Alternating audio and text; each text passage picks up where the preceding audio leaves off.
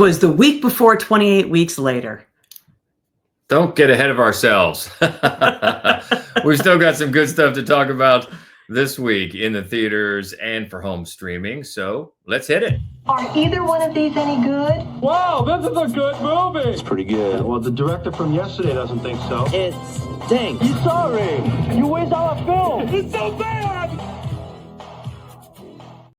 Welcome to the Screening Room Podcast. She is Hope Madden. He's George Wolf. And we are from MaddWolf.com. And first, we should probably tell you that we just 30 minutes ago, we got back from our second round of seeing Sinners, but this time 70 millimeter. It was gorgeous. Man, I'm telling you. What a glorious movie. If you are lucky enough to live somewhere that has a theater showing Sinners in 70 millimeter, You have to go. You gotta go. Yeah. I mean, you should see it more than once anyway. This is definitely a movie that deserves to be seen more than There's once. so much going on. Yeah. You know, you miss so much the first time. I mean, we were going to see it again anyway. Oh, for sure, yeah. But then we heard that Gateway Film Center here in Columbus, Ohio was going to have a 70 millimeter print. So, yes.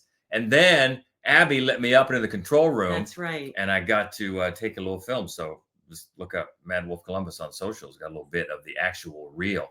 It's so great. Yeah. Anyway, you know our love for Sinners.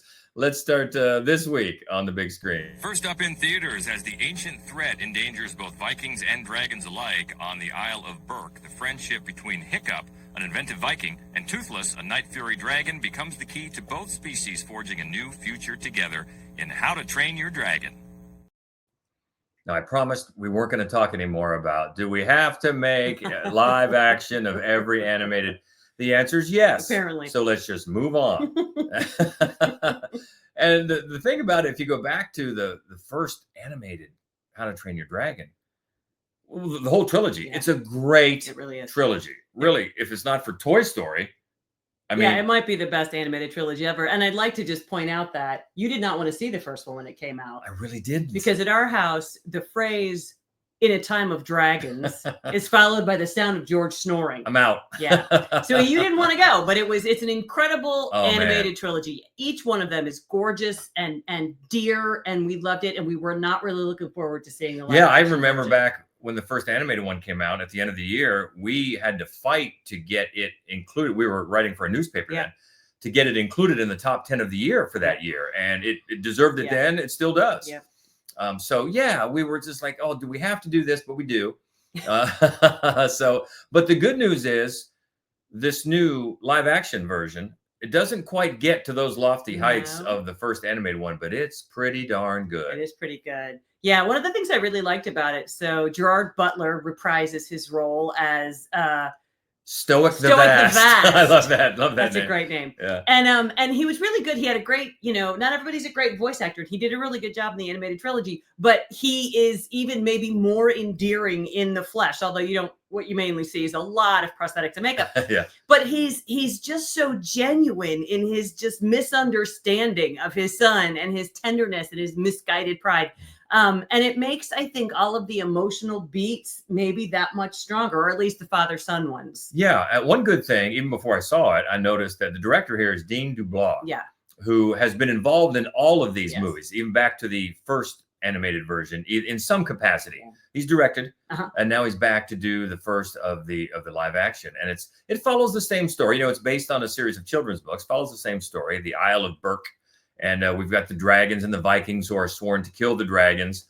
And the son of Stoic the Vast is young Hiccup, who's just not with it. He's not as big. He's probably not as strong. Stoic wants him to be a dragon killer to prove himself. And he's not feeling it.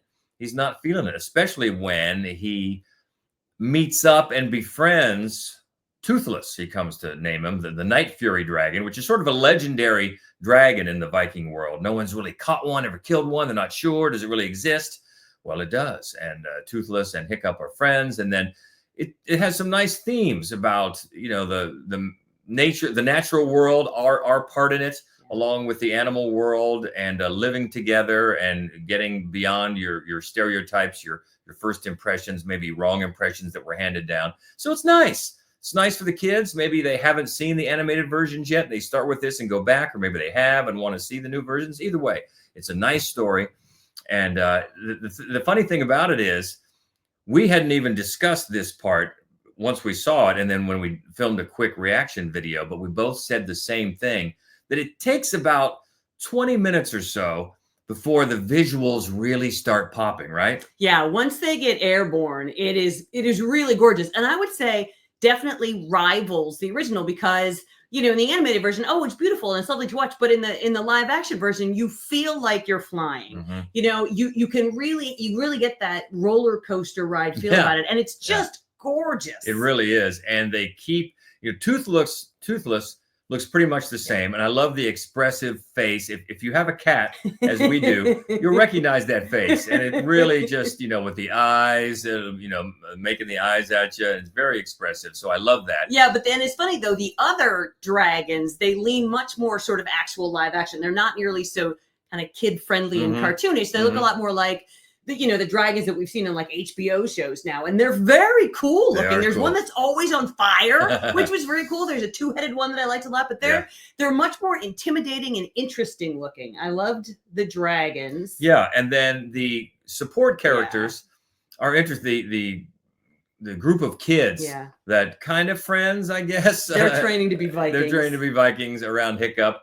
Are nice. Also, Nick Frost. Yeah, little hard to pick out right away. He's the trainer. So I want to train him to be dragon killers. Now Mason Thames is Hiccup this time. We know him from the Black Phone, and you know he just going back to the first one. It's hard to beat Jay Baruchel's voice. Yeah, because Jay Baruchel has such a unique voice. It was perfect for that nerdy kid who feels, you know, like an outcast, but wants to be cool, and maybe he's doing it wrong. And of course, Jay Baruchel has aged out of the part, so we can't have that. So, you know, Mason Thames, it's nothing really against him, but it just doesn't quite measure up. And the chemistry really with Astrid. Yes. The girl that they're all trying to impress because she's so good at being a Viking isn't quite there yet either. I also feel like his comic timing is not great. And so a lot of the kind of neurotic fish out of water comic beats, he can't quite nail. Although I do like his scenes with Gerard Butler are better. Yes. And maybe that's, you know, Gerard Butler, as you mentioned, is really good in this, helps as well. But the visuals pop once you get into the air, and then it really takes you on that thrill ride, and it delivers. Yeah. It really does. If you're like us and you've just been loving How to Train Your Dragon, the animated, for all these years, put those fears aside, because give it about 20 minutes and you'll really get into it. Yeah. And you can bet, because I anticipate this one doing pretty well at the box office, that they're going to do the rest of them live action. And if they are, this is a good start. It is. It really is. Yeah. It exceeded our expectations. Yeah. So we're happy to report. We liked the live action How to Train Your Dragon. And that is out on the big screens in the theaters now. Next in theaters, a life-affirming, genre-bending story based on Stephen King's novella about 3 chapters in the life of an ordinary man named Charles Krantz. It's The Life of Chuck. Yes, and it's Mike Flanagan doing Stephen King, writer-director Mike Flanagan. And that was a good sign, even before seeing the movie, because not only has he done good work adapting Stephen King, Dr. Sleep, Gerald's Game, right? And then the best of his work has always kind of carries a Stephen King type of vibe. Midnight Mass certainly did. Oh man, love Midnight Mass. That was our favorite. You know, and he works a lot of times with the same actors, and you'll see a lot of those faces populating this movie as well. And it's based on that novella, and it follows the same reverse chronology. It opens with a town that is coming to grips with these weird things happening that quickly turn into, hey, I think the world is ending.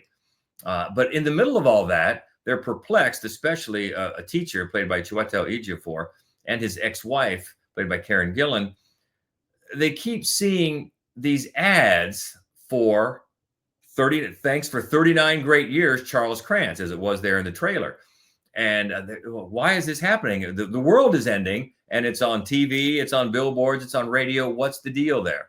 And then once that chapter concludes, then we go back in time and we see the adult Chuck, played by Tom Hiddleston. He's a buttoned-up accountant, just kind of going through the motions. But then one day, a busker, a drumming busker, which is very cool, in the middle of a courtyard, renews his love of dance. He remembers how much he loved to dance, and it's quite an extended dance sequence. He's a good dancer. He's a good dancer. If you've ever seen Tom Hiddleston on a talk show, you know he's a good dancer. Yeah, and he picks a partner, this woman out of the crowd who's dealing with some sadness in her life at that moment, and they have a little connection and quite a dance, and it's very nice. And then we go back further, and we see the younger two versions of the younger Chuck. First played by Benjamin Pajak, I believe is his name, and then later as a 17-year-old by Jacob Tremblay. And we see young Chuck being raised by his grandparents after a tragedy. His grandparents are played by Mia Sara. If you're wondering how long has it been since she's been in a big feature, 14 years. Nice to have you back. Great to see her, and she looks fantastic. And then Mark Hamill is the grandpa, and he's great. And I really would not be surprised for Mark Hamill to be getting Oscar buzz for this role. Yeah. So it's well crafted. It looks good. There's good performances. Everybody's likable. There's such a polish on it. It's a movie that so many people are going to love, except me. Well, I won't be the only one, but there's just so much heavy-handed narration. Nick Offerman's narration goes throughout the movie. Nothing against Nick Offerman. Great voice. Yeah. No problem there. But I guess in an effort to shape it like a fairy tale, everything is just told to us. Character motivations, causes, effects, everything. Maybe in the mold of like a Shawshank, that had some narration to it, Morgan Freeman's narration, but this is even more so. Everything is just told to you. Ended up feeling like I was watching an audiobook with really nice pictures. And it just sort of sucked all the magic out of it for me. It really did. It turned some possible magic into the mundane. And beyond that, a lot of the dialogue seemed a little bit too perfect, too speechifying, and not the way people really talk. Now, if you've read the novella, you're probably saying, well, there's a reason for that. And I get that. For some of it, there is a reason for that, but not really for all of it. And it just seemed a little too artificial and just too forceful about its profundities, which really aren't that profound. I mean, they're nice messages. Don't get me wrong, they are, but they're nothing really new that we haven't seen a million times. And they're not wrong, but if we're going to do them, it's even a double drag on it to do it in this way, where there's just nothing is left to think for ourselves. And that's what really bogged this movie down for me. But again, don't get me wrong. A lot of people are going to love this movie, and it's very well crafted. Just fell flat for me, unfortunately, because I was really ready to like it. I really liked Mike Flanagan's Stephen King stuff, his non-Stephen King stuff. Love a lot of these actors that we've seen from his projects. Love seeing them in different roles. But overall effect for me, it didn't work. And that is The Life of Chuck, and it's in the theaters now. Also in theaters, a young, ambitious New York City matchmaker finds herself torn between the perfect match and her imperfect ex in Materialists. Celine Song is back. That's right. Who did Past Lives just a few years ago. Such a glorious movie. Such a unique and weird take on relationships. Yeah, this is a different vibe. Yeah, different vibe. This is much more decidedly mainstream, but it's interesting because she's still making a lot of very different points than you might be expecting inside a really familiar architecture. So Dakota Johnson is the matchmaker, and she's all about brokering deals, and she's finding the right match, and it's the math, and it's checking the right boxes. And she is attending a wedding of a deal she brokered. She introduced the couple to each other, and while she's there, she runs into her ex, who is waiting tables with the catering company. He's played by that slouch Chris Evans. Like he can get a girl. I know. And you know, maybe some sparks are flying, but at the same time, she meets the brother of the groom, played by Pedro Pascal. His name is Harry. And Harry is, in the parlance of the game, a unicorn. He is super wealthy. He's very good looking. He's smart, and he's single. And so he's interested in Lucy, and Lucy right away is like, you can do better than me. Like, these numbers are not mathing up. You can do better than me. But it's, you know, right away they've established a movie that we've seen many times. There's a woman who she's kind of done with love, and she's looking for a partnership. She's thinking about it mathematically. And then over here is, here's the unruly nature of love. who happens to look like Chris Evans. So I wonder where this is going to go. But Celine Song and a very game cast, a really talented cast. They take you there, but in a fascinating way. And one of the things that I thought was really interesting about this movie is the way it addresses the fact that relationships and dating and marriage are not the same thing in an era where women make their own money and have agency. And I very rarely see romantic films address that in the way that this does, because in the same way that we're fairly used to seeing men talk about women as consumable items, that's exactly how the women in this movie are putting together their perfect menu of a man. They are talking about them as objects. And it's interesting and unsettling to listen to everybody talk about everybody in that way in this movie. It's fascinating. And there's so much about this that's really, really smart, even though you pretty much know what's going to happen the whole time. And one of the other things I like about it is she doesn't ask you to dislike anybody. Like, we're not set up to think, oh, the rich guy, he's awful. He's not. First of all, he's Pedro Pascal. When was the last time anybody disliked Pedro Pascal? He's a gem, and he's a great guy through the whole movie. And I appreciated what she did. It's very clever. It's very smart. My only knock against it is that as much as she does these very insightful upending of stereotypes, at the same time, she is penned in by this architecture that she's chosen, which is a little bit unfortunate. But on the whole, I don't see, especially, it's a really smart movie, very well made. Yeah, and for maybe people like me who thought Past Lives, I liked Past Lives. I didn't like it quite as much as everybody. It seemed a little sterile, a little detached for me. This is not.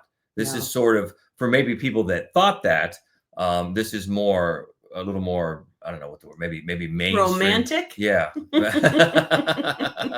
There's some romance in a different way in Past Lives, but it's a different approach to it. Yeah. Let's put it that way. Maybe more accessible for some members of the audience. But yeah, and well performed, well acted, written, directed. So all around a winner. Yeah. And that is also in the theaters starting this weekend, called Materialists. Moving over to Apple TV, Kate is dealing with a personal tragedy while owning and training horses in Echo Valley, an isolated and picturesque place, when her daughter Claire arrives at her doorstep, frightened, trembling, and covered in someone else's blood. It's Echo Valley. I love that sentence. Covered in someone else's blood. Yeah, covered in blood is bad enough. Covered in someone else's blood brings up a whole new set of questions.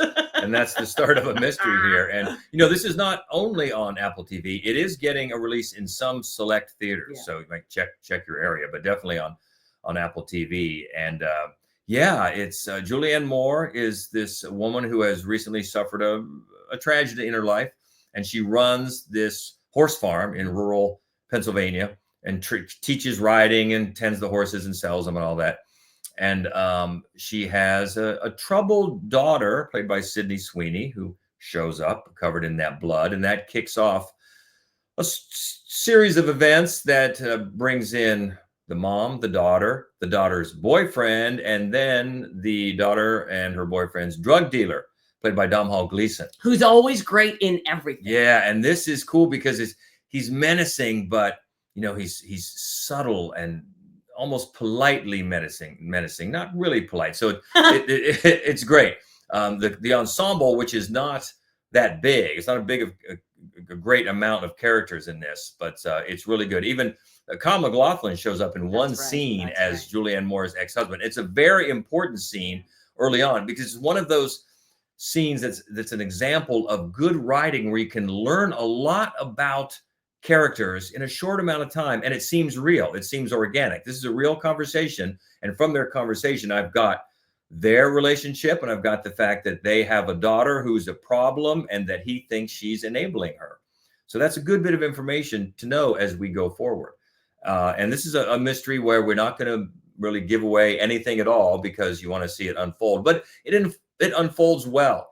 The elements aren't new. It's a little pulpy here. It's a little neo-noirish there, but it's done in a way that keeps you engaged. The acting and the writing and the direction is all such that they find little edges, little things new. I mean, the countryside is beautifully photographed, and it comes into play a little bit in the mystery. Also, I appreciated that it's not set back in the 90s for no other reason except to get around cell phones, the cell phones and the tech angle. It leans into it. Yeah. That becomes part of it. And even though at the end, maybe the reveal with the text messages and the tracking isn't watertight, but it's pretty good. And I like that they didn't just run away from that. And that becomes, it gives the mystery and the tension a timeliness, an urgency. You can feel like, oh, what about this and what about that? And they seem to be with you on that. And I appreciated that. So it's not blazing any trails, but it's well done and it's entertaining with good performances all around. And you might see where it's going, you might not. I'm guessing not, but it's one of those movies that deconstructs it at the end. Like when you do find out what happens, then it goes back and shows you what happened, how it got done. And I really like the final shot because the final shot really, away from the mystery at hand, it really gets to maybe the question that this movie was asking all along. And I appreciate that too. So yeah, it's a good one. It's a good mystery thriller. I think that's certainly worth a stream if you have Apple TV. Oh, and the other thing that I appreciated, it doesn't cater as a streamer. It doesn't cater to lapsed attention spans. No. It assumes that you're paying a good bit of attention, which again, I appreciate. love movies that do that. Yes, especially streamers. Pay attention, and it'll be even more rewarding. What about that? So Echo Valley is out now on Apple TV and in some theaters. Next up on Shudder, a young woman visits her grandparents on a break from university. While she's there, she discovers a dark secret about them and potentially herself in Best Wishes to All. This is Shudder. This is a Shudder movie. Also, in some circles, also known as Best Regards to All, I think. And it's confusing because, especially if you look it up on IMDb, because they actually have the right title, the wrong image with it. Because there was a short film called Best Wishes to All. They say that the feature is called Best Regards to All, but if you watch the feature on the screen, it says Best Wishes to All. So it's very confusing. What's not confusing, this is a filmmaker who loves Takashi Miike. Yes. We love Takashi Miike. Yes. If you're going to model yourself after a horror filmmaker, that is a great one to choose. We want to give him credit, so I'm going to look it up right now. You keep talking. But I think that that the movie gets away from itself. I think one of the things it does, Takashi Miike has a tendency to make certain movies that are really grim and others that are like absurd, colorful, violent, but kind of wild. And this film, I think, tries to combine those two styles, those two tones, and it simply does not work. I think that there are certain scenes, certain moments in the movie that are startling, that jarring, interesting, but it just doesn't gel all together. It's writer-director Yumi Shimatsu. Yes. Hope I pronounced that correctly. Yeah, I agree with that. There are some really shocking and very tense up images, body horror wise, and it goes in some weird directions. And I definitely get that tie to Takashi Miike. You can certainly see some of his films, maybe a Gozu or something like that. But I think you liked it better than I did, and didn't do a whole lot for me. But to be fair, it's also culturally relevant to not my culture. Right. So there's going to be things that I didn't pick up, that I didn't appreciate, that other audiences may. So it's a story about a nursing student who during her break goes back to visit her grandparents. And while she's waiting for her parents and younger brother to arrive, she starts to notice that her grandparents have gotten weirder than she remembered. And then it becomes really, there's body horror for sure, but it's basically a folk horror kind of a story that the weirdness is not just in her grandparents or in their house, but in the entire village, little town where they live, and maybe the whole world. It's hard to know.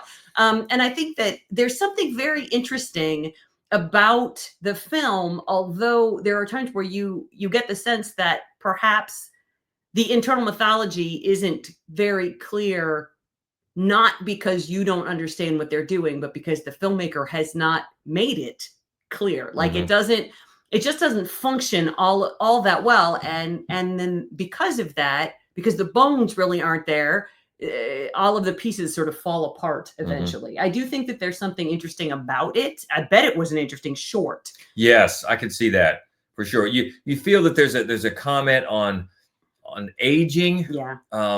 Maybe the fear of aging and the disposability of the aging population, and then the younger generation having to take care of their older parents and so on, or grandparents. Yeah. That is in there. There's also a bit that reminded me of The Life of Chuck, because there's a part of The Life of Chuck where when Chuck's growing up with his grandparents, he's not allowed to go in this one room. I hope it's not for the same reason. It's not for the same reason. It's not for the same reason, but the kids are not allowed in this room. Yeah. I think it's even weirder. It's an even weirder reason in this movie. Oh, I hope so. Yeah. It's a weird reason. So it's not, I mean, it's not a waste of time. If you have Shudder and you're in the mood for something weird, it just did not hang together that well for us. Yeah, agreed. So that's best wishes to all and or best regards to all on Shudder. Also streaming this week, a 13-year-old girl kills her addict mother's boyfriend in self-defense and is subsequently terrorized by her own mother in The Matriarch. This is a streamer that was originally reviewed for us by Brooklyn Ewing. Yes. Because this film showed at the Nightmares Film Festival. We're jurors. It's the best. If you're ever in Columbus, Ohio in October, you must go to Gateway Film Center to the Nightmares Film Festival. Love it when we have some movies that we had at Nightmares go on and get these distributions that it well deserved. Because I remember how much Brooklyn raved about this movie. Loved it when she saw it at the festival. Yeah, it's an on the edge of your seat sort of thriller. A young girl kills her mother's addict boyfriend, and for good reason. But her mom is super pissed about it, and then it's just crazy. Yeah. It's so tense. It's just, white knuckle the whole time. The performances are great. It has a very unusual look, almost VHS tape kind of a look that really suits it. Yeah, all the way around. This is a streamer that you should look for if you're a horror fan. Yeah, I love that premise too, because it just upends convention. Kills the boyfriend for good reason, and you think, okay, that's a good thing. Maybe it's not. Yeah, Mom doesn't seem to think so. Yeah, very cool. It's alarming. Yeah. No, it's a great one. If you like horror movies or thrillers, taut thrillers, it is a great one. Australian. I love Australian horror. Yes. So The Matriarch, and check out Brooklyn Ewing's written review. We've got it up on our main website and our socials at MaddWolf Columbus. But it is getting streaming distribution starting this weekend. So check it out. Yeah. It's The Matriarch. And we don't have Schlocketeer again this week. We had to move around some things and had trouble with the studio. So we'll hook up again with the Schlocketeer and get those news and notes next week on the screening room. But speaking of next week, 28 years later. Oh my God. I'm so excited. So eager to see this one. Is it going to be better than the 70mm version of Sinners? Wow, that's a high bar. That's way high. That's a high bar. Way high. But we're very excited. Yes, we are excited. Because from what we understand, it's the kickoff of a trilogy, right? Absolutely. Yeah, so 28 years later, that is next week. Also, latest from Pixar. Love Pixar. Yeah. More often than not, it's a winner. So Elio. Yeah, hearing good things. Hearing good things. Also, everything's going to be fine. You know what? I don't think so.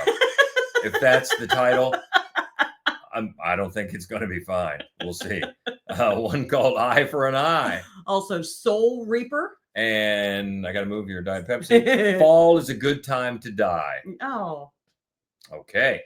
I don't know about that. We'll find out. But that's next week. What about this week? A lot to talk about. Maybe you also have seen the 70mm Sinners. Hey, we'll talk about that. Or totally disagree with me on The Life of Chuck. That's great. Let's talk about that. The point is, we love to keep the conversation going about these movies from this week or from any week. So keep in touch. You can always find us on the socials at MaddWolf Columbus. Also, the main website is maddwolf.com. So yeah, lots of good movies to talk about, and we hope you will.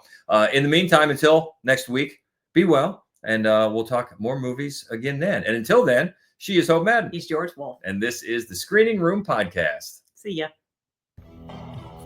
I do wish we could chat longer, but I'm having an old friend for dinner.